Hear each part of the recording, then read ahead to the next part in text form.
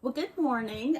Today, I wanted to do a video and kind of interview my husband for our kids and grandkids, just memories of his life, so they'd have it. We Mother's Day's coming up this weekend, and Father's Day's coming up next month. So I kind of wanted to surprise them with this. So anyway, so this is my husband. I talk about him all the time on my videos. Uh, this is Bobby. And anyway, he's kind of he's doing it, but he's not really crazy about doing it. So anyway, so the first question I want to ask him is your parents' name and where they were born. Their maiden name or what? Well, just your parents, your mom and your dad. Well, I'm mom was Nancy. I'm not sure. What was her middle name? Nancy Faye. Nancy Faye. Nancy Faye Leonard. Leonard. Uh-huh. And I think she was born in Birmingham. I think. Yeah. And Dad was Lee Harris Coward. I'm not sure where he was born. Maybe it was Tupelo. I'm not sure. They lived in Tupelo a long time. Maybe he was born there. I don't even really know. His granddad adopted him. How were you when you got adopted by granddad? I was 4 or 5. 4 or 5, okay. Tommy was 5 or 6. He's a Yeah. year older than me. I think we were 4. I was 4. He was 5. I think. So he had a real dad, but his real dad wasn't really involved in his life, his whole life. What was his name? Just for historical reasons. George Underwood. George Underwood. Okay. Do you know where he was born or? I have no idea. Yeah, Bobby. He was gone when Bobby was real small, so that's okay. Okay. So also, your grandparents' name. Mom's parents was Olivia E.B. Leonard. Mm-hmm. And my grandfather was Virgil. I don't remember his middle name. Virgil Leonard. I don't remember his middle name. And where were they born? I have and no raised? idea. You don't know where they were born and I have raised? no idea. Oh wow. I guess they were. All I remember is them being in Birmingham, about 3 or 4 different houses in Birmingham. I remember moving several times, but Mm-hmm. I don't remember where they were born or anything. I don't think I ever knew. And Dad's parents, his mom was Eileen. Mm-hmm. I have no idea where she was born. She passed away early. She passed away when we were kids. Mm-hmm. I think she had Alzheimer's. And my dad, his name, Papa Coward. Papa Coward. And he was 97 when he passed. He I was. don't remember what his name was. We always call Papa Coward. Reed? Maybe it was Lee. Maybe it was Lee too. I don't know. I don't even know. Now we just called him Papa Coward. Yeah, I don't remember where he was born. I have no idea where he was born. Maybe Tupelo. I don't know. We had a lot of cousins around Mississippi, but as far as where they're all at, I don't know. Okay. All right. So where were you born and when? I was born here in Jackson in St. Dominic's Hospital up here off 55. Yeah. October 2nd, 1959. 1959, October 2nd, 1959. And so where did you live as your kid? What's your memory? I mean, your youngest when Well, you were young. my youngest memory was I was 5 or 6. We lived on Woody Drive in Jackson. Mm-hmm. And it was me and my brother and Mom. I guess Mm-hmm. Dad had left by then. But I remember being in a little house on Woody Drive. And not too long ago, we drove by there and looked at it. It's still there where it was. Was it a house or an apartment? The house. Okay. I showed you that house one time. It was here several years ago. Okay. But it was still there. I don't remember. Yeah, and we grew up in Jackson. Mm-hmm. Then we moved, I think from Jackson we went to, I guess it was Auburn. This is when your mom Auburn, and dad Alabama. got together. Mom and Dad got married, and Dad was in college at Auburn University to be a veterinarian. Yeah. And we lived in. How long did it take before he was actually became a veterinarian from when y'all moved over there? How old were you?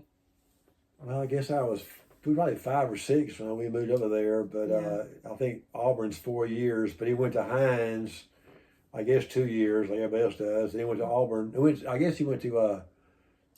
Maybe he went to State for State, and then Auburn. Maybe I was 6 or 7.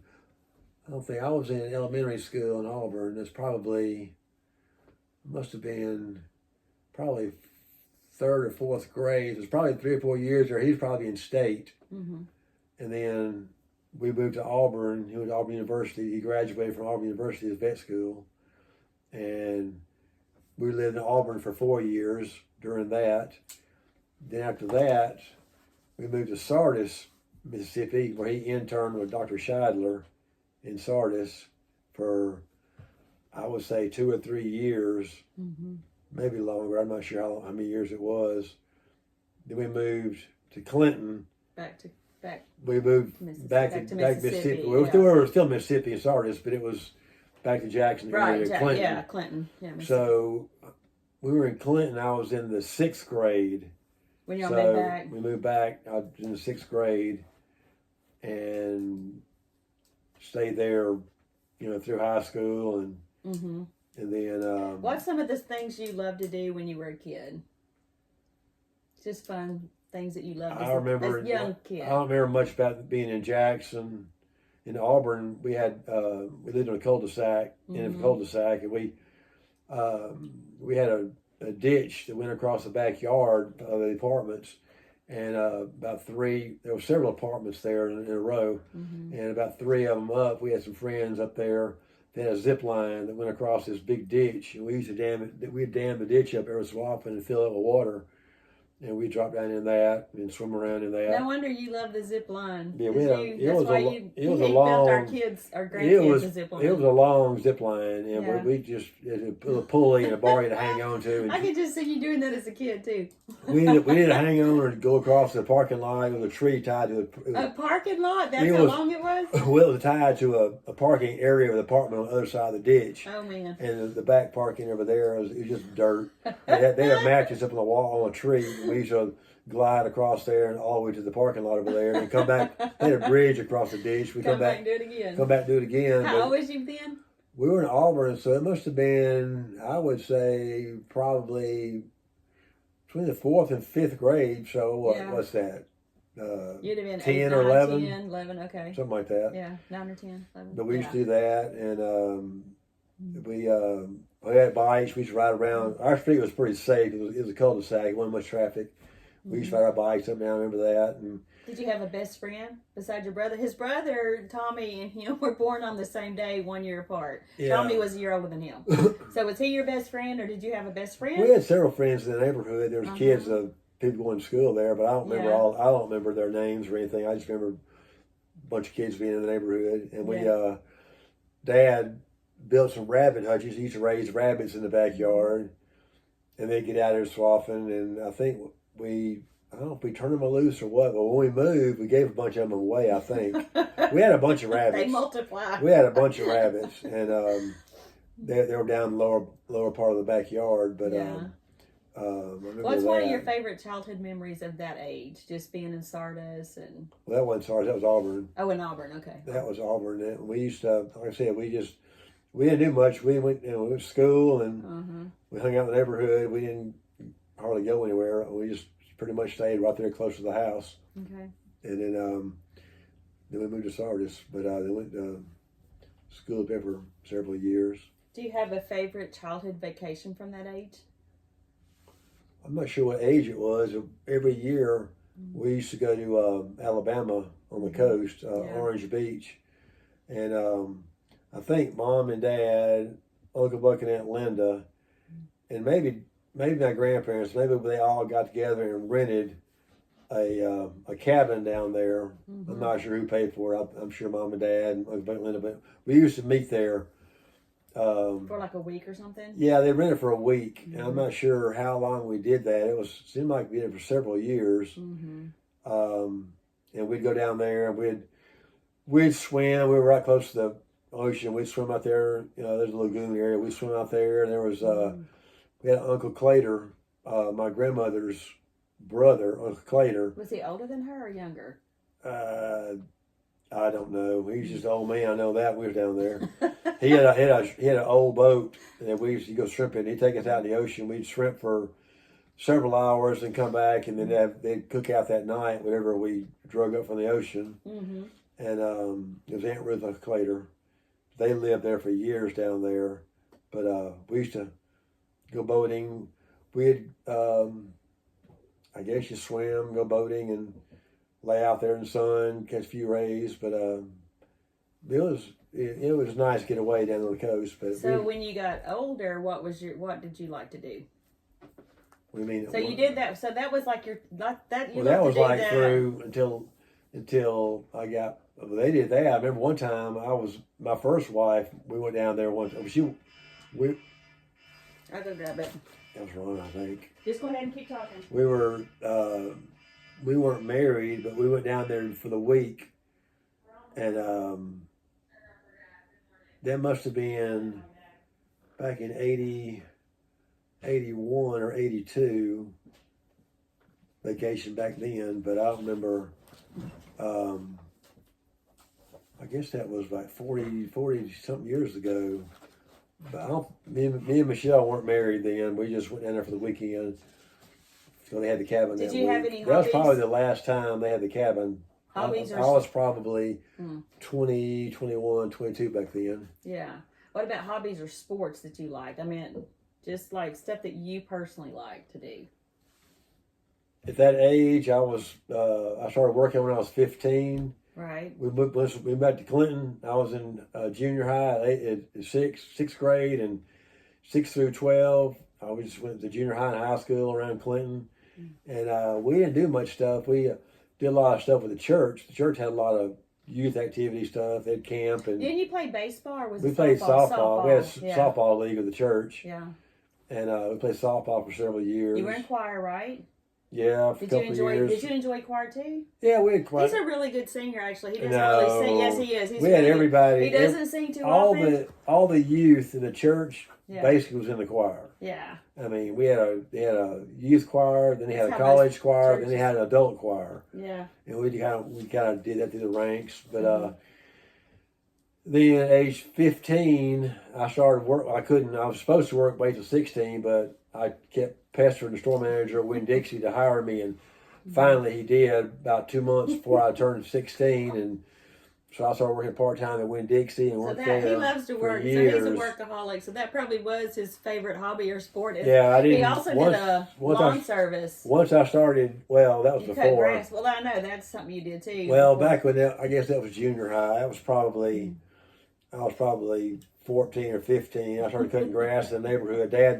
Dad bought a lawnmower and bought a tank of gas, a gas can, and I told him I was going to use a mower to cut grass. He said fine. So I went out and I did all the neighborhood yards that I could walk to, and then I bought a bicycle, and I drug my bike behind. I drug my mower behind the bike. I expanded my area farther out, and then I was getting age. I wanted to buy a car or have a car, and Dad said that if you want a car, you're going to pay for it. So I saved up and Don't saved challenge up Bobby and Cowan. saved up for I don't know how long I saved up, but I didn't spend any money. And finally, I had enough. Where Dad was at the clinic, he was working. And one of the ladies that worked at the clinic had a son that had a 1973 Camaro that they're trying to sell. This is back in, I guess it's probably around 77. It's probably a 4-year-old car. And Dad took me down to look at it, and it was $1,300. That sounds really $1,300. cheap for, Right. but back then it was That like, was probably like about 7,000 or 8,000, huh? I don't Or know, 6? it's relative now, it's probably more than that, but Yeah. so That was a lot of money. this is 2023, so That that was 77, so that was what, 40, That was a lot of lawns. 47 years ago. Yeah.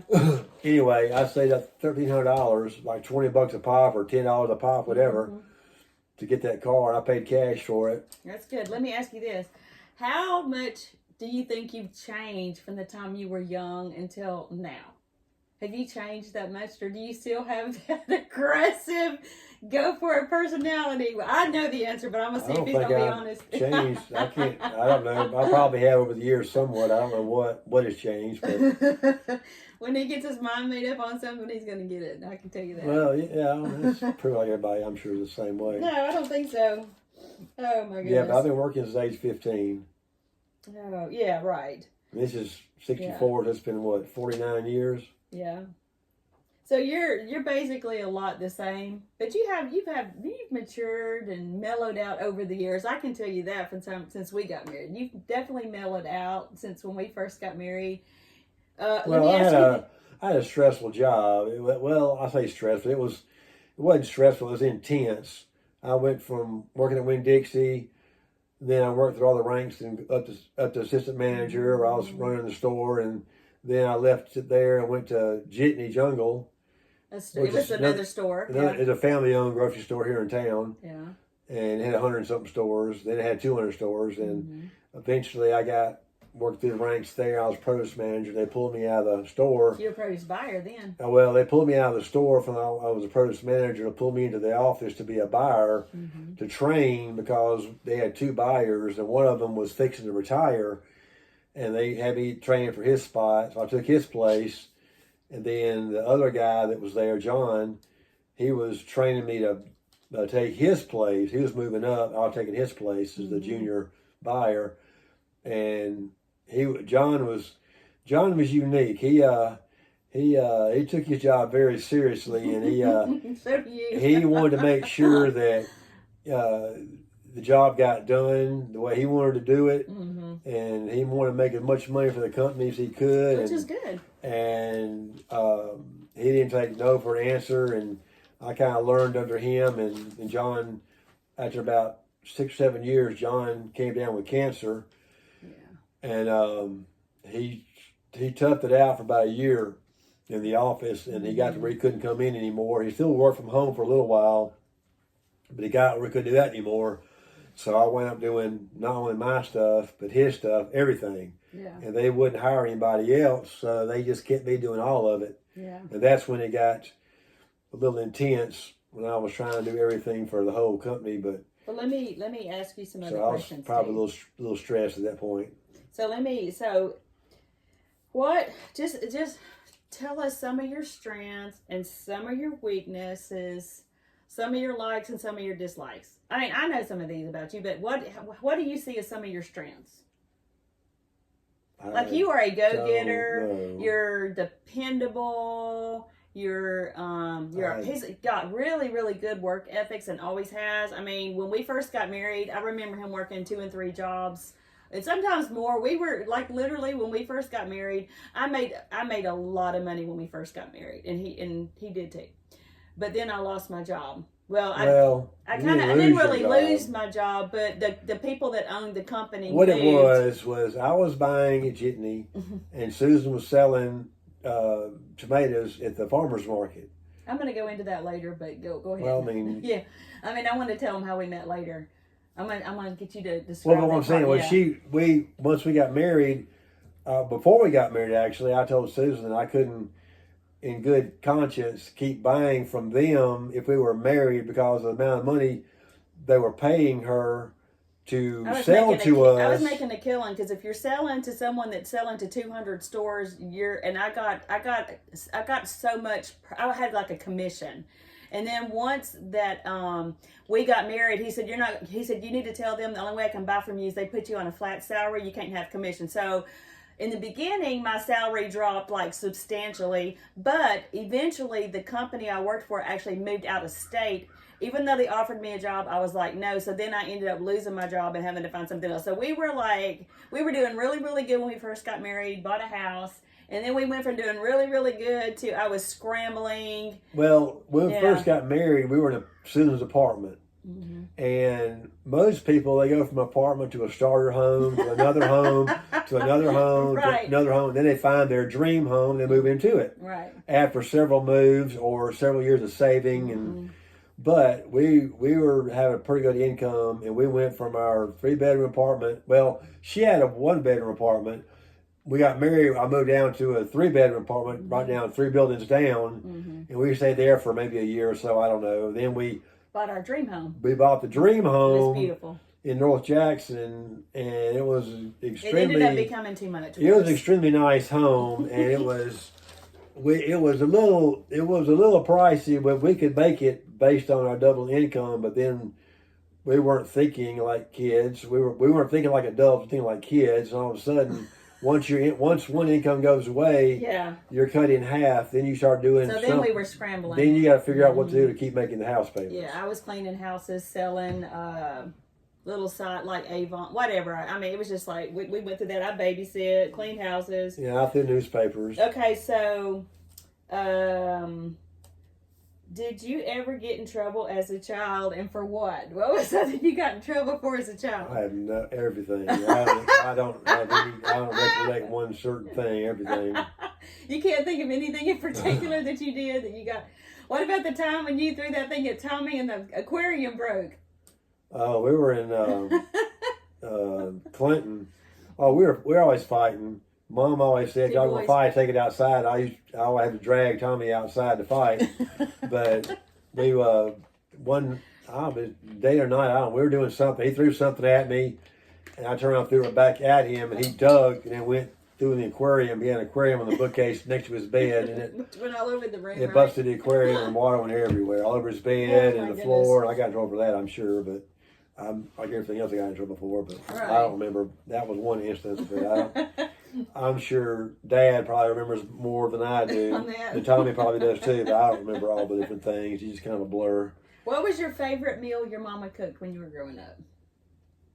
Well, it was basically, burgers. She made burgers all a lot. That's still your favorite meal. I eat burgers every meal. But this guy, literally, I'm not kidding, he will eat burgers at least 5 to 6 days a week. Even if I cook a meal, he's probably going to cook a burger. No, she made burgers a lot. She made roasts a lot. Mom cooked every day. Yeah. But she was a stay-at-home mom. And she did work from home sometimes when she had a couple jobs off and on. But once Dad got to here and got working with Dr. Vincent down in Jackson, she was basically a stay-at-home mom and to raise us, and Dad had the income for take care of everything. But just give an example of how things were back in the day. The house we lived in, it was $15,000. And that was a nice house, 3-bedroom, 2-bath, probably 2,000 square foot, give or take. And it's right there on the main drag in Clinton on Lakeview Drive, but I mean it wasn't like that same house today would be like $250,000 if it was new or more. Well, Dad expanded probably it. More actually. Dad added on to it. He did, but I'm just saying that's how it was. Yeah. Yeah, it wasn't like a shack. It was a nice house back in the day. It was like I said, it was $15,000. This is back in 19. What? I was 12, so that's around 1970. Price of a house back in 1970. So yeah, I remember the houses back in the end. They lived there. We lived there. Well, they lived there for what 50 something years. But they finally moved out here. They literally just bought a house over here about a year ago, 2 years ago. Okay, so do you have any best or worst Christmas birthday memories? Your best or worst, either one on Christmas or birthday. Basically, every Christmas is basically the same. We had them all at our house. Your uncle and your grandma. They would. All the family would come in and go to Grandma's house, Gangham's house. I remember wherever they lived. They lived in Forest Hill for a short time in Jackson, and they lived over here in Clinton.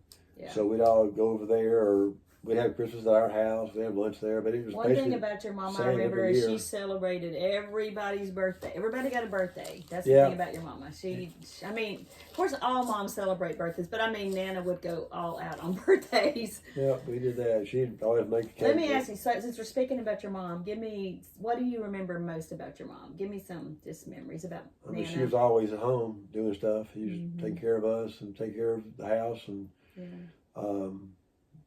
Dad, early on, he had to do a lot of night calls. He was gone a lot. He worked a lot. He was daytime and at night. He used to go out on calls at night until he got his own business, his own clinic. Right. And once he did that, he quit doing night calls. He just started. By then, we'd moved away. But while we were at home, he was gone a lot. He worked a lot. He worked a lot of long hours. Let me ask you something else about your mama. What was something that seemed to be like one of the most important things that she would want to teach y'all when you were kids? What was something very important that you can remember that she would want to make sure you did right? She made sure we always went to church. Yeah. Her and Dad, we always went to church whether it was Sunday, Sunday night, Wednesday night. they would figure out a way to get us there. If they couldn't get us there, we'd carpool with somebody else in the neighborhood. We'd go with them. But Right, that's we awesome. always went to church. I Mom remember did that. that too. That's awesome. That was something I always made How sure do we you did. feel like your mom, when you think back about her, what do you think was the most influential thing that she imparted to you? Well, like I said, the church The thing. church. Yeah, Mhm. church and what to believe, and Right. right and wrong and stuff like that. But Yeah. it's basically Yeah. that. So what about your dad? What was something that your granddad influenced you the most about? My dad, Granddad, yeah. oh, Yeah. I guess work ethic. He always worked a lot. I mean, if you want to achieve something, you gotta have to go after it. You have to. Nobody will give you something. Your life's not handed on a silver platter. Nobody's gonna give it to you. You got to go out and get it. Right. If you want it, you go out and get it and work hard. And I've always paid my way, and I hate Right. for anybody to give me anything. You're still that way. I I'd know. rather pay my way than have anybody give me anything. It's true. I'd rather, if I see something I want, I go get it. If I can afford it, I go get it. And back early on, we buy it. Couldn't afford it, we still buy it. That's how we No, got it. we don't do that now, but we used to do No, that. we used to do that. was part of our That problem. was the problem. That's how we had to sell that dream home, because we got too much. We got In too debt. much in debt, buying too many things. We had Job loss and debt. cars and credit cards, and that's the Yeah. way not to go. Right. But I should say you learn the hard way sometimes. But What parts of your parents do you see the most in yourself? If you could just think about yourself, how are you most like your mom and most like your dad? I don't know. I just, like I said, work ethic and beliefs. Work ethics and beliefs, which That's is about it. yeah. Okay. Do you see any of those same things in your kids and grandkids? Well, the kids, yeah. Well, Christopher, I don't know much about him. He lives in Nashville, but Ronna, she works a lot. She has a good job. She works. She has your work. she works ethics hard. for sure. Yeah. And Danae, I know Danae works at home. She works hard at home, and she raises 3 kids. And Yeah. tries to manage her house. She does. Both of them do. They Both are of them are hard hard workers, workers. aren't they? Yeah. They didn't learn that from me. They just learned it on their own if they had to, I guess. But They did learn it from you. Are you kidding me? but They definitely- they definitely learned. They still do that. They always have. If you could tell your grandkids or your kids one word of advice or one thing of advice, what would you tell them? What would it be? What would you tell your kids? Live within your means. Live within your means. Yeah, don't. The world That's a good. That's back when we were kids, everybody just. the American dream. Everybody, when you first get married, everybody wants what your parents have. Mhm. You see it differently because it took them, 20 years to get what they had. Right. Not everybody steps out, when they move out of their parents' house, steps into their house full of furniture and 2 new cars and all this, that, and the other. Mhm. And back in our day, credit was so easy to get. We just, didn't think anything about it. We just go out and we go buy a car and have a note, and then go buy, get something on a credit card, you go pay for it, and go Right. see furniture you want, you go buy it. I mean, and all of a sudden you wake up one day and you've got a house note, you got 2 car notes, you got 2 credit cards, and you're thinking, oh no, and then you're thinking, I gotta, how to pay for all this, and you learn right quick what life's all about. I would say don't do that. Right. Just live within your means, and Mhm. I know you got to borrow money to buy a house. Most people, Mhm. That's a good investment. have to too, do if you that, have- but that's an you can. investment. That's Yeah. also a tax write-off. But Invest yeah. in yourself. yeah, the cars. I mean, I sat down and counted up between me and Susan. We've had 36 cars in our lifetime. That's ridiculous. That is ridiculous. He was a car person for a lot of years, though. I mean, I would trade and buy and trade, buy Well, and let me trade. ask you this. Don't do that. Has there been any inspirational people in your life? Who in your life that you can think back? Well, I mean, I'm inspired by people. Gosh, you can't think of anybody you've been inspired by? Other than my parents. Well, you were really close to like some of your pastors, like Pastor Brad. He was kind of an Well, inspiring, yeah. Yeah, I remember Brad Bowser. He was a good guy. I mean, Yeah. we didn't talk a whole lot. I mean, we played golf a couple times, but as far as from away from the church, we didn't really associate Any a whole lot. teachers or any people in your life that just really inspired you? No, not really. You're kind of a man of you're just who you are, aren't you? Other than John at work, I mean, Yeah. he trained me would do his job, and So you have I was with John for like 6 or 8 years. You have so. 2 siblings. Melanie and Tommy. Yeah. Just tell me just a little. How would you describe them and y'all's relationship? Well, I mean, Tommy lives in Shreveport. He was here for a while, but he's back in Shreveport. So it's kind of we talk every so often about this, that, and the other. But I mean, we're not like we're neighbors close. And of course, Melanie, she's right down the street. Well, she wasn't until about a year or two ago. They moved over here. But I remember when I left home. She was, how old was Melanie? She was barely 15, 14? Or younger than that? No, she was barely born. I was 15 when she was born. I was Oh, probably gosh, 17. okay. She was like 2 or 3 when I moved out. Oh, wow. Wow. So basically, I was on my own at 17 or 18. So y'all were real far apart in age. And so I worked a lot. I worked every chance I got until I got a full-time job. I worked 40 hours part-time, but they let me. And then I worked a lot, and I didn't do much other than work. y'all are closer now probably than when you were young because you were working all the time and she was so little. Yeah. Right. Of course, now she's right down the street, but Yeah. we do family get-togethers, and That's fun. I know. back then we didn't do so much family stuff get together. If you could tell your siblings anything like you did for your kids, but it wouldn't be a word of advice. But what would you tell your siblings if you could just say something to them? Like how important they are? Well, to they you? are. I mean, it's just knowing that we're all getting older and that we kind of have to lean on each other from time to time, and I mean, we probably talk more than we do, but you appreciate each other more when you get older, don't you? Yeah, you do. When you're kids, you're thinking about kid things. When you grow up, you think about adult things. It's different. It's a different world. Yeah.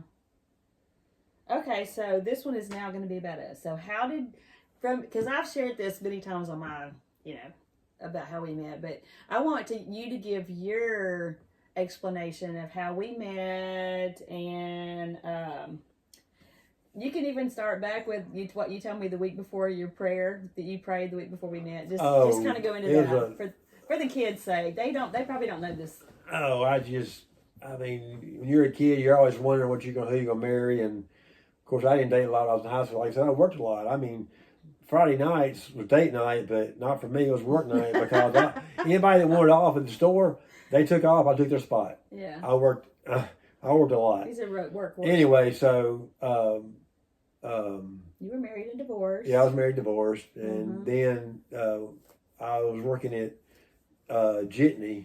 By then, I worked Winn-Dixie for 10 years and left there. I went to Jitney, and I was up in the. I was about at that point. I was buying. I'd probably been there 6 or 7 years, and I was in the buying office. And like I said, I was buying a few things. I wasn't buying all the produce. I was buying like a fourth of it because John was still buying the bulk of it. I was still in training, and our office was down on Mill Street, downtown Jackson, and we had a big warehouse. And our office was inside the warehouse.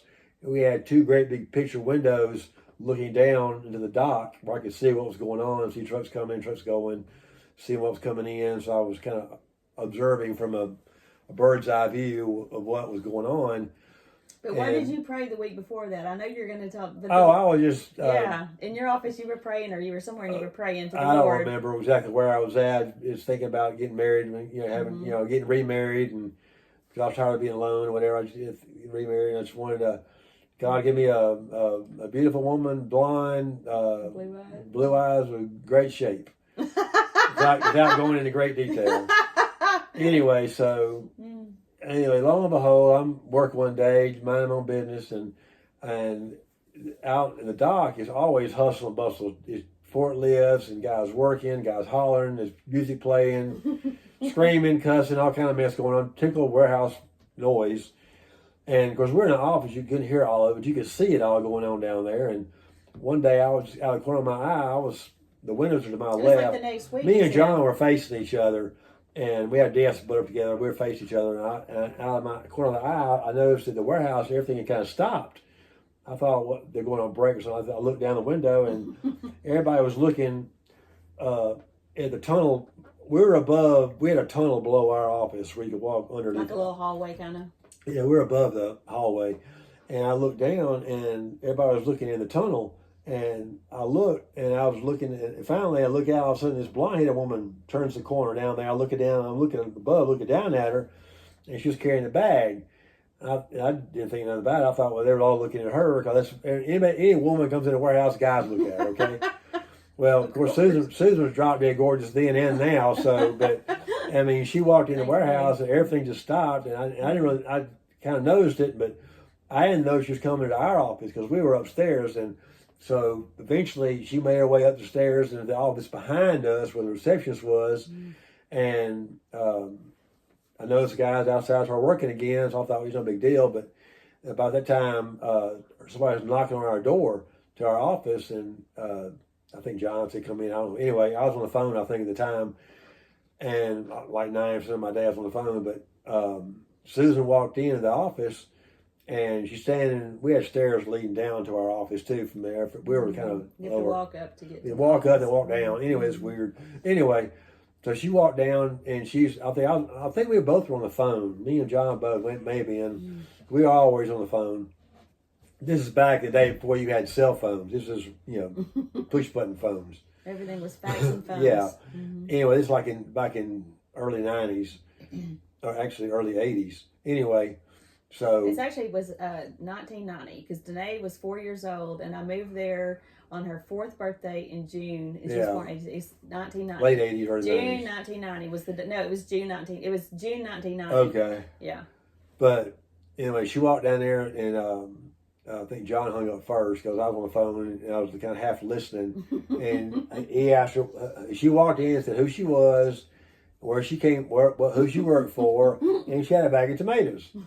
And so she's talking to John, because I'm still on the phone. I hang up, and I'm kind of listening. They were talking back and forth about her, going to sell tomatoes to the company. And I think John asked her a couple of questions, and she didn't know the answer to. And I didn't know anything about tomatoes or produce at all. He even asked her the price. I think she knew the price. And she's wanted the opportunity to, sell us some. I was trying to get their She wasn't company. trying to get the whole business. She's trying to get her foot in the door, basically. Yeah. And so John said after a few minutes, usually John is rough on vendors coming in. He don't like anybody coming in Probably unannounced. could tell I was green as a... He don't like anybody unannounced. John wanted to know you were coming before you came in. Oh, wow. And so I so she just kind of appeared. I thought, I was scared first to thing I death. thought when I saw her walk in, I thought, oh no, he's fixing to blister her. But he didn't. John was nice to her. He was really nice, yeah. And because I hung up, he was talking to her, real nice to her, and of course he found out where she was selling it from. Well, John already had a bad experience a couple times up there with those people, Yeah. and he held way back, and he said, okay, we'll try you. I forgot what the first They ended order. up buying like a small order. Like 100 cases, maybe. Yeah. That was a small order back in the day. It was, Yeah. But like I said, we had 100 stores back then. He bought about 100 cases. We were probably, I don't even know. I don't even remember how many we were buying back then. It was a lot more than that. But she got her first order the next day. We come in, and they were all in good shape, But anyway, once he got through talking to her, got the order placed, and she was ready to leave. I thought, I got to walk this woman out of here, because if I don't, every guy in the warehouse downstairs is going to be hitting on her. So I walked her out of the building. And plus, John kind of motioned me to walk her out, because he was fixing on the phone. He was fixing to light into somebody, I could tell. And he was holding back till she left. He didn't want to do that with her in the room. But he did it all the time with me in the room. It didn't really matter. Because I did it too. I confess, I showed my darker side to point too. But anyway, so I walked Susan down the stairs to her car and made sure she got out of the building safely, because Bill Street wasn't the safest place to be. Of course, at the time, there was a farmer's market back then either, but that's where she was. So she got her little order, and she was happy on her way. And then I went back upstairs, and me and John got talking, and I told John, I said, I think I'm going to call it, go and ask her out. He said, go for it. So I think, I don't know, a day or two later, I don't know how far it was. It was many times he would call and think, ask me out several times. That was after she used to call me a lot to ask me out. That's why I remember she asked me out first. And matter of fact, like a weekend, she asked me, told me she wanted to get married or something. That's the way I remember it. But anyway, so we dated. And, But I want to tell the story though. You got to tell the story of what when we story? went. So he kept calling me to go out, and you know, and I was like, I don't want to mix business with pleasure. She was dating somebody else. Well, I was dating somebody else a little bit, not really serious. I just moved to Mississippi, And I didn't know that. but somebody had kind of put me up on a date. But anyway, so he had asked me out several times, and so one day he called. I didn't want to mix business with pleasure because I was a single mom, and you know, if you lose an account and you're a single mom, that's you know, it was like it had to be, you know, it's serious. Well, she had just got the account. She didn't want to lose it, Right. Because she was Exactly. They were paying her pretty good. Well, relationships can be sticky, and sometimes people will just like, well, I don't like you anymore, so I'm not going to buy from you. So Well, it's kind of like that was my thought. Her employer told her he'd pay her so much a case to get the account. Yeah, and I did, and it was good money. But anyway, so let me move on because we don't. This video is going to go long. But so he called me one day, and he'd been trying to go out with me, and you know I was like, no. But finally one day he said, well, Two times I called. She finally went out. Okay. Wasn't a lot. The second time. Anyway, so he said, hey, he said, I want to take you to see my boss's house. We had the Holmans were it was the Holman McCarty brothers that owned Jitney Jungle. And Mr. Holman, he was over the grocery side. McCarty was something else. He was over the retail side, the store side. They had brought a house brick by brick over, or stone by stone. The Holmans did that. They brought a house, a 1918. It was a castle that they had brought from brick by brick from England to Jackson and built it. They bought a lot here in Jackson, North Jackson. They built it. They put it the same. They rebuilt it right here, exactly the way it was over there. To do that, but that was and that was costly back then. Anyway, so pick me up. I had to go to the store to that house to deliver something to Miss Holman. Mm-hmm. The flowers. It was like I think birthday or anniversary. she had gotten back and Henry wanted to send her some flowers. So we had a flower department in our warehouse, and so my boss told me to take it over there.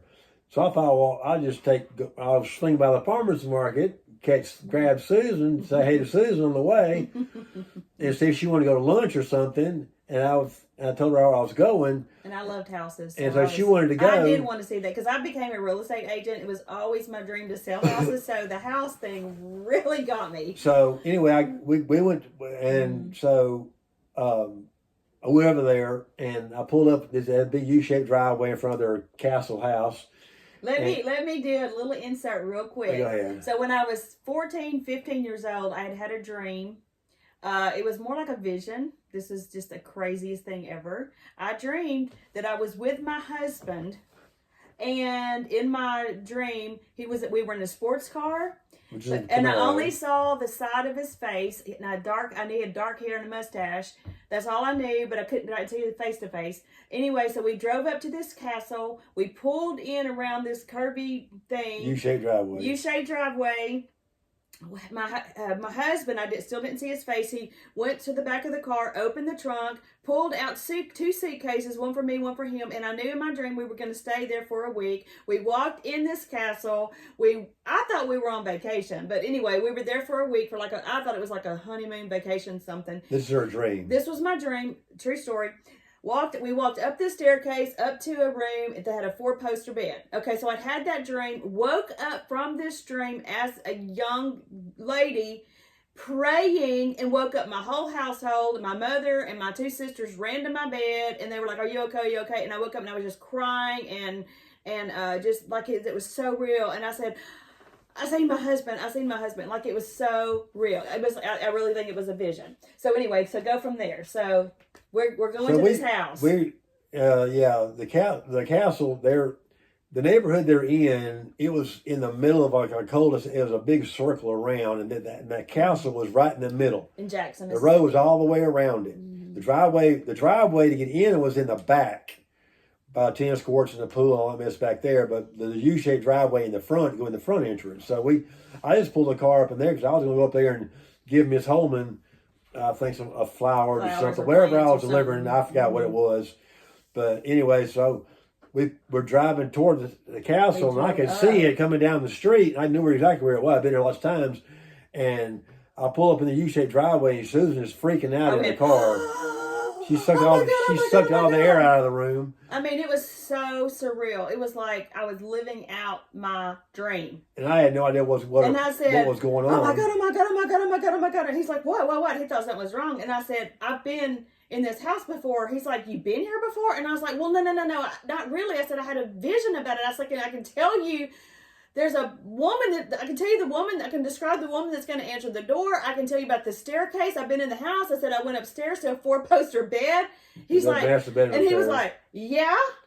But I didn't, at that moment, didn't tell him that it was my husband, but he had been trying to date me. So at that moment, I did tell him later on that week, but I was like. She makes it sound like it was a real struggle trying to date her, but it really wasn't a struggle, okay?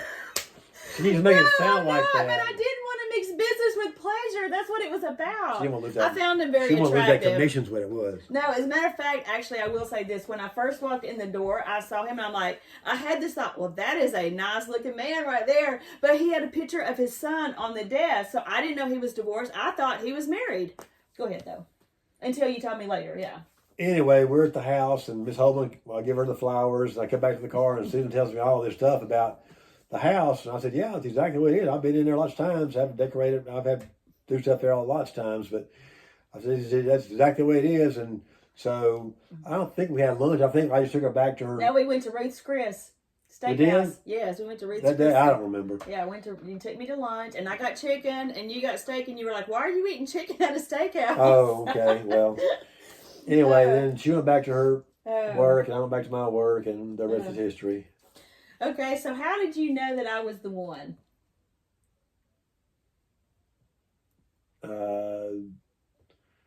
I guess just after being around her, we dated for what? How long did we date? Well, you asked me to marry you in July, so we dated maybe 3 or 4 weeks, but I think it was 3 weeks when you asked me. I think it was 3 weeks, and I had a tonsillitis or strep throat, and you asked me, you come over and asked me to marry you. Well, we hung out quite. We started after that. We dated like literally. We every were night.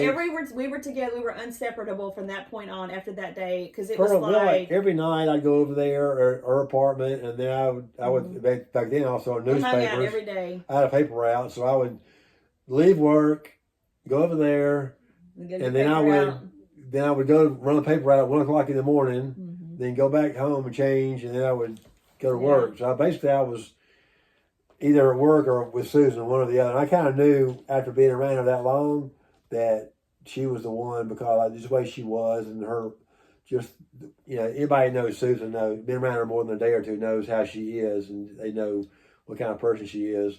And it was quite different than the person I was. And so it kind of completed me more or less. It just kind of, she's like the light side and the dark side. So it's like we were opposites. I mean, we probably still are to a degree, but not really. Well, even opposite track. But I'm just saying that you were tough and I was tender. Yeah, she just and she didn't know how bad. I mean, she didn't see the bad side of me for a while, but anyway. Well. We all have good and bad in us, don't we? Okay, so what would you want me to tell me that I would always keep in mind about you or us? What's something that you'd like to tell me that I wrote these questions down from Pinterest, y'all, so what's something you would want me to know? About? Well, just about us, about our life. That I may not know, or that you may not have ever been able to tell me. I don't know. I mean, I just want you to be secure. I mean, if I go over, I want you to be secure and me too. Be taken care of, and of course, you don't know where all the insurance stuff is and all that stuff. But he does all the bookwork. I mean, you need to know where all that stuff is. I do know where it's at. I'm not talking about stuff like that. But I mean, I just want you to know. Well, I'll say this. I'll tell you. I just want you to know you have given I mean, I know we've had some hard times, but he's given me such a wonderful life. He does everything for me. He takes care of me. Well, that's what you do. He's a good man and he's a hard worker. So that's what I would want you to know. That's what you do when you're the Right. guy. You take care of you. See, it's all gonna come back on you one day anyway. You gotta answer for it all. Tell us. So we got about 10 more minutes left. I'm trying to keep it down to just about an hour or so. So it's been an hour. Were you ever scared to be a parent? Did it ever make you nervous about being a parent? Not really. So tell me a little bit about each one of our kids. Say something about Danae, Rana, and Christopher. Say something about each one of them that's special to you, that something meaningful about each one of them. Well, Christopher, I wish we had a better relationship. I mean, I think he's a good guy. He's a good kid. I don't know. Just got a strained relationship right now. My ex, I don't know. She's put a lot of stuff in his head over the years. She used to fight me every turn while he was growing up, and I don't want to talk bad about her a whole lot, but she used to fight everything I did. Everything me and Susan do, she would fight it. And one day he came around for a short time. He came around, and we got going pretty good, got close. But I would like that again, but it's gonna be up to him because he's kind of pulled away and left. But one day it's going to happen. Danae, she's the oldest of our daughters. I say our daughter. I call her my daughter too because I helped raise her, but she's Susan's, but from previous marriage. But I don't want her ever to change, but because she's a good mom. She works hard. She does the best she can with everything she goes through, and she's been through a lot. But I can't imagine raising 3 kids. Homeschools. Well, we had 3. We either had 1, 2, or 3. And with short time, we wouldn't have any kids. But we'd have 1, 2, or 3. But she has 3 all the time. And I just can't imagine how hard that is to juggle all of that and to keep your sanity, I guess. Plus the different ages but I'm just proud of her, what she's done, what she's gone through to get through as far as she has, and I just pray she keeps going and gets even stronger through it. And as far as Rana, she's grown up. We've always had Rana. We always had Danae too, but we'd have her. She was gone sometime. And her dad's, but like I said, we always had Rana, and so probably know more about her than Danae just because of the time factor, But she is. I'm proud of her too. She's grown up and she moved off to go to the ramp and go through the ministry school, and then on her own. That was her first experience. Her being on her own. She came through that with flying colors. She hair school before ministry school. Then hair school. She went to hair school first. Yeah, she got her a career. Then she went to ministry school and came back and started her career. But she's done great at that. Now she's married. No kids yet, but I hope that she does raise her kids as well as Danae has raised hers, and that I think they both do. I think Ronald can do a good job, and she'll probably learn from Danae what she's gone through. But I just pray the best for both of them, and I just hope that they just have a great life and a great marriage, and it's not too hard. I just know how hard it was for us growing up. Looking back, it was probably harder at the time than looking back. And looking back, everything's always 20/20 hindsight. But when you're in the moment, it seems really difficult. But looking back, it doesn't look like it was that hard. Yeah. What's a hard lesson that really shaped your life? What's something that really has? What's a lesson you've learned that's been really hard? And if you could go back, you could change it, but you can't. But when we had after we got married, we had the big house in North Jackson, and we got too much in debt, and we had to sell it. Wasn't a point where we could afford it, but it was because of all the other debt, really. Yeah, I was paying child support, and I had 2 or 3 jobs. If we just had the house, it would have been fine, but we had we had 2 cars, we had credit cards and child support, and anyway, all the debt was the problem. And I lost my job in the midst of that. All the debt was a problem, and then we had Rana, right? Previous to that, so we had another child to take care of, and so it got to where it was just we were working just for the house. Right, it owned us. And it got to the point where I didn't like the house anymore. I didn't want to be in the house anymore. The house was killing me. We shouldn't have moved to that big of a house, that much of a burden at the time. We should have gradually moved up. Yeah, like so that was one of does. the hardest. That was a hard lesson. That was a tough time, but God got us out, and we ended up buying another house. Yeah, we traded that house actually. We traded for another house. We bought someone's Country house Place. and they bought ours, right? Yeah, we swapped. And then we stayed there for a short time till Susan had another vision about another house we were fixing to get into. Which ended up being his grandparents' house, yeah. We bought that house, moved to Clinton, which was our... Yeah, this was really cool. That was our starter home, you might say, because we expanded it, made it what we wanted it to be. Yeah, I'll just share this really quick before, because we don't have but just 5 or 6 more minutes, but... the night that we were living in that other house that we had traded, and the Lord that night, I literally had a vision, and the Lord appeared to me, and we were in Gangoman's house, and the Lord said that He wanted us to buy this house, and I was like, but I want a 4-bedroom house, and literally, I would have even never thought about this, because I just don't think this way, but He said, take in the garage and add a bathroom. And which is easier said than done, trust me. He even told me the price that we would pay for it, which was exactly what his uncle ended up offering us to buy it, because it was his grandparents had died and it was in the estate.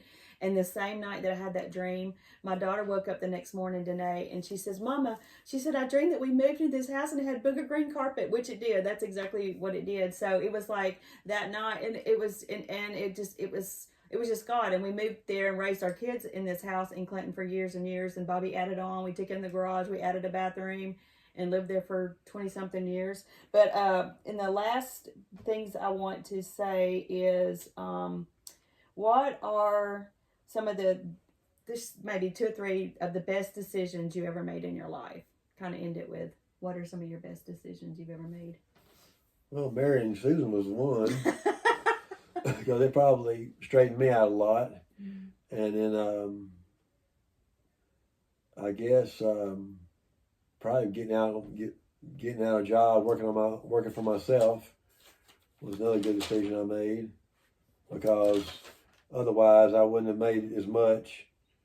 I wish I would have started 20 years earlier on my working for myself rather than working up through the different stores that I did. And then moving out here. Oh yeah, moving over getting here. Getting out of Clinton, getting over here. Also, I did have a couple more questions. What brings you the most peace and comfort in life?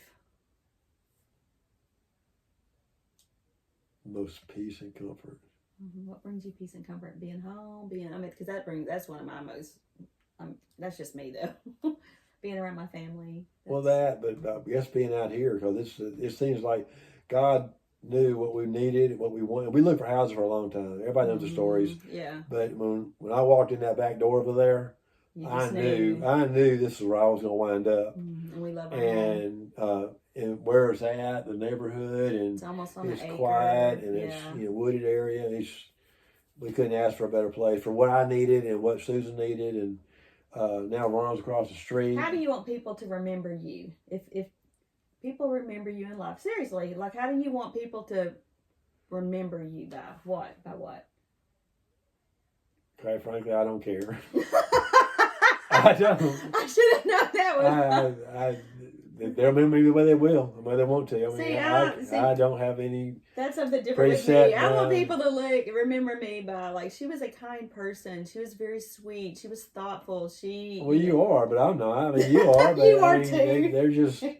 They're gonna remember me the way they are. I just can't change it. That's the way it is. So if you could change anything, you wouldn't change it. No. You wouldn't change anything. No. Okay. I mean, what's the point? Okay. Oh, let me ask you this. What is on your bucket list? Do you have anything on a bucket list that you would like to do in your older age, as we get older? I'd like to travel. I'd like to travel more. Travel all the time. I'm talking about for fun, not for... Well, we do a vacation. We go here and there, but... But I'm just saying that's something I would love to just go and see stuff, because he works so much that we don't get a whole lot of vacations, but...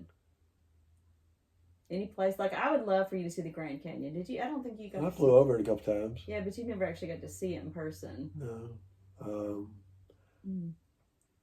I guess if I want to do something, I go do it. I really hadn't really thought about. I think going to the Dallas game and like it for his birthday last year, that probably That was great. probably I always his wanted to bucket go. list. I've been to Texas Stadium lots of times watching Cowboy games, but I had never been to the new stadium they built. But and like I say, it's been there 10, 11 years, and Ronna and Hunter bought us tickets for my birthday Yeah. to go to that. That was.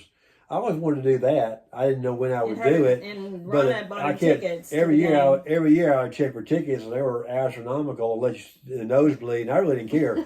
I'd get nosebleed. I've been nosebleed before. I'd go up there. But we got to be right on the Yeah, they sidelines. they spent a fortune. I swear they better they better not do that ever again. I told Ronna she's bought me the last present. That was the last present she didn't pay for me for my birthday and Christmas for the rest of my life. I know what she paid those things. She thinks I don't know, but I went online before she bought those things. I know what those things cost. And she spent buy two of them. So anyway, I would have done that, but I wouldn't have sat on the 50-yard line. I'd have been at the nosebleed corner somewhere with binoculars, which is fine. I'd been happy there. What do you think the world needs more of? Right now, especially. What do you think the world needs more of? I'll just say what I think. It's God. But what do you think? That too. There's a lot of things wrapped in that one little sentence. For real. There's too many things that needs to change. It needs to go back to the way it was like 50 years ago. Like when we were kids. Because over the last 50 years, either I've seen it differently or it's got much, much worse. And I know it's going to get much, much worse before it gets any better.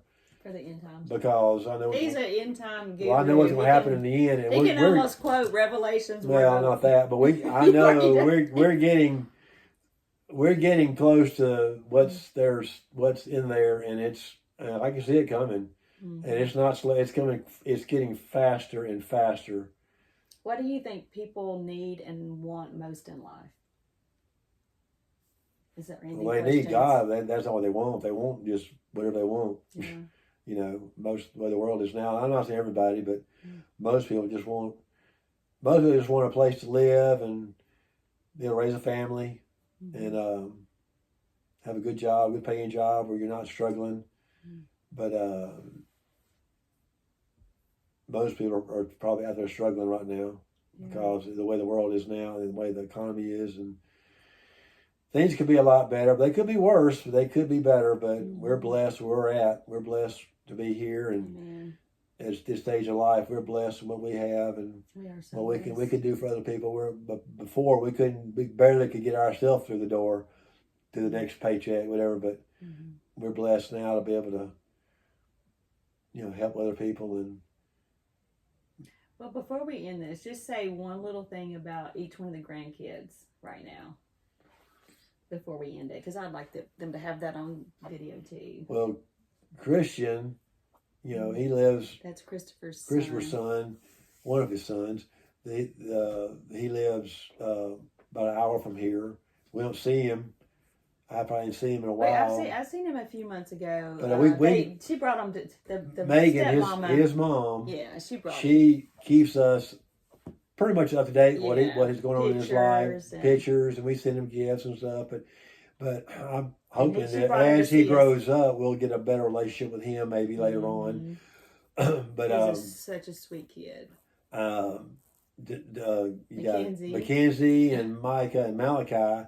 They're all unique in their own way. They're all different. They're girls and boys, and of course the boys are more alike than Mackenzie, obviously, because she's a girl. But she's growing up, and she's 13 now. Yeah, she's 13. Wow, jeez. I remember when she was born. I remember the day she was born.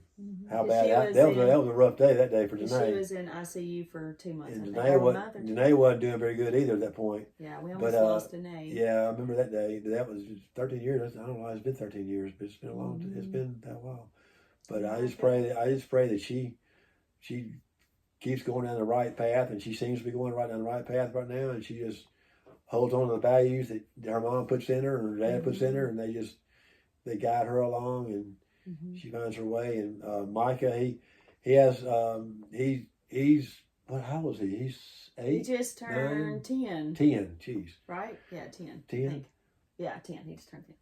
Gosh. Yeah, they're homeschooled, so they're kind of sheltered to a degree. I'm just kind of concerned how they're going to be out in public when they have to get out and branch out and get a job and get married and be on their Well, own. it's just a different world now. It's isn't a it? different world. I mean, you need Well, they those. did go to church. Yeah, they have some interaction, but it's not like being in school, growing up with all these. We had It's 400 kinda we rough had in 400 people in school. my class every year, Mhm. but That's what concerns you about. and I'm just concerned about their social, because they do, and they probably interact with more people than I realize. They do. Like Michael, he was playing soccer real well last year, and I kind of wish he kept doing that, or to say active some kind of way. But Yeah. that's good for him, and he's athletics in his life at his age. Mhm. The way the world is now, everybody's on the phone, sitting around just doing nothing. They're just texting, and you don't go outside anymore. We stayed outside when I was a kid. One thing that Micah does, and I love about this, is he writes comics and draws. He's an excellent That's drawer. good. He draws. Yeah, he does. That is one of his outputs, and He he's needs very to- smart with. He needs to math keep and stuff. doing that. Yeah. Well, they say what do what you love, and eventually it won't be work. It'll be Right. you need to have that skill or something. And then Malachi. And Malachi, he's the just a little baby. bitty run around. He's just a little run around. He's He's just playing. He hasn't have any, and he shouldn't at his age to have any idea what's going on around him. Yeah. But I just pray he grows up like the other two. Mhm. The parents guide them directly. They both are guided well Mhm. and directed well, and they can learn from their parents. And I just Josh pray and they. Hunter. Say something about Josh and Hunter. I just Josh pray is a the good guys, actor. and Yeah. I know the guys. I know what they feel. They feel not so much stress, but it's pressure of you're the head of the family. It's all going to come back on you one day, and Mhm. you gotta, you're going to be accountable for all that. And I just pray the guys, Hunter and Josh, both could just, can continue on the right path and lead their families correctly and Mhm. find their own way. Yeah.